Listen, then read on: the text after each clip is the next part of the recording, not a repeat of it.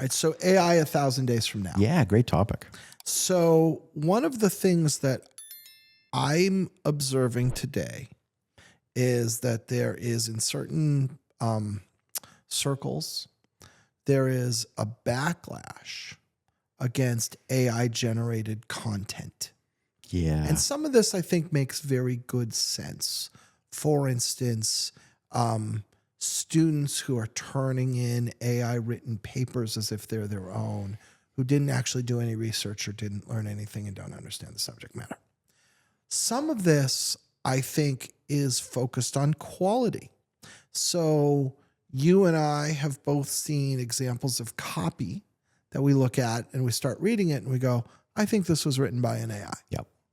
Or another big one that I observe is if you're doing a Kickstarter, let's say, and it's something that involves any kind of content, you'll frequently see now that people will say, no AI produced content, no AI produced artwork.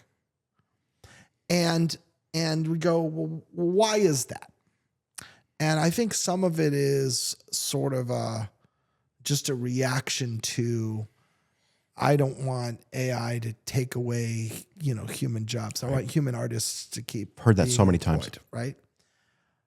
Some of that though is about quality because again, we've all had the experience where you look at this really good-looking photograph and you go, oh my God, it's a photograph. And then you realize that the guy has 6 fingers, right? Or the wheels on the skateboard are pointing in the wrong direction. And then you realize it's AI generated. And I think in 1,000 days, the quality concern for all practical purposes will be gone. I won't really be able to read a paper from a student and say, this feels like it was written by AI.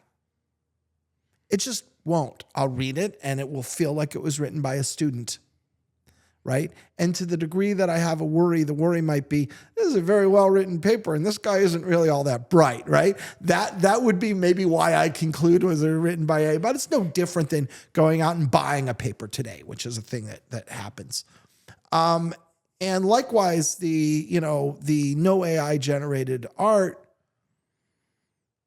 people aren't going to know. They're not going to be able to tell. I'm not going to look at this photograph and say the hands look weird, right? There's something funny about the face. All of that is going to be behind us. And as that is behind us, we're going to have to change a lot of things. Oh, no question. Right. And I think within 1,000 days, we're absolutely at that quality level. Absolutely, for sure. And the quality level and, and likewise, other areas where quality problems come is it's things like hallucinations. And then at that point, I think there's an important discussion to be had, which is if I can't tell the difference, if human created and AI created content are indistinguishable, do I care? Now, I understand I care about, the social implications of loss of jobs. And those are important, thorny issues, but let's just kind of compartmentalize those. And likewise, the cheating student, let's compartmentalize those. And let's just talk about I'm producing content for consumption by others. And at the end of the day, if the short story or the piece of art is equally good, should we just step away from a discussion about how it was created? I think we almost have to. Yeah. And if you don't want to step away from that discussion, how do you? Right? And it's funny because I majored in English. And of course, the question was, well, what are you going to do with that, Tim? And see, I'm going to use my English degree right now because we're going to talk about deconstruction. And back in the 60s, Derrida blew the world's minds by talking about the idea of separation of authorial intent from content. That when you read a text, you can't see in the mind of the person who created the text, and really seeing into that mind has no utility, because what matters is how that a text Right. affects you. Right.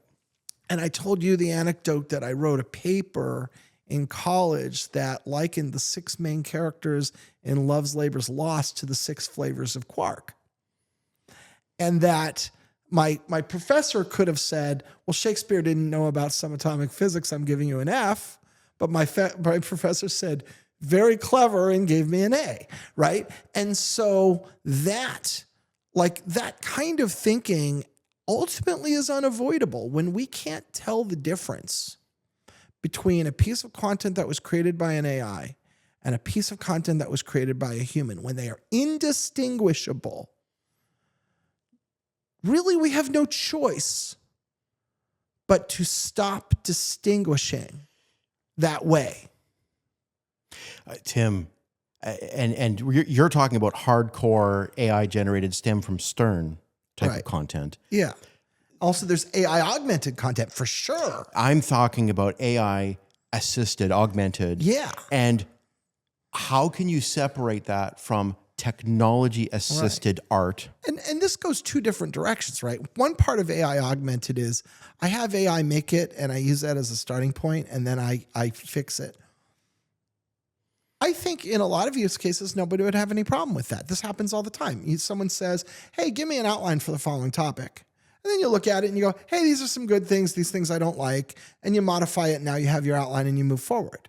I don't think anyone has a problem with that, right?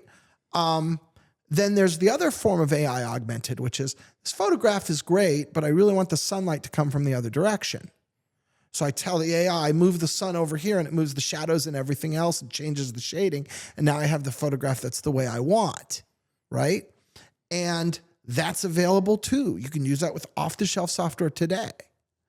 And so now we get into discussions about to what degree is it augmented? Are we going to try to measure these things? Well, it's 75% augmented. If it's less than 50% augmented, then it's human generated. If it's more, then it's not. Like, none of this is workable. And I don't know if this is a hot take. Maybe people are going to get mad at me, especially like if you're an artist. I'm sorry. But I think we're going to get to a world where you just can't tell the difference. And once you can't tell the difference, what other path forward is there except to ignore the difference? Absolutely. Tim, we can go back as far as I've said this example to you many times in our conversations. If you truly have a problem with it, AI assistance or AI generation in all, or technology augmentation, then you'd have to say a guy like Vermeer, the painter, his art should be taken out of the Rijksmuseum. Nobody would say that. Yeah. So what was the human in the loop in the Vermeer painting example?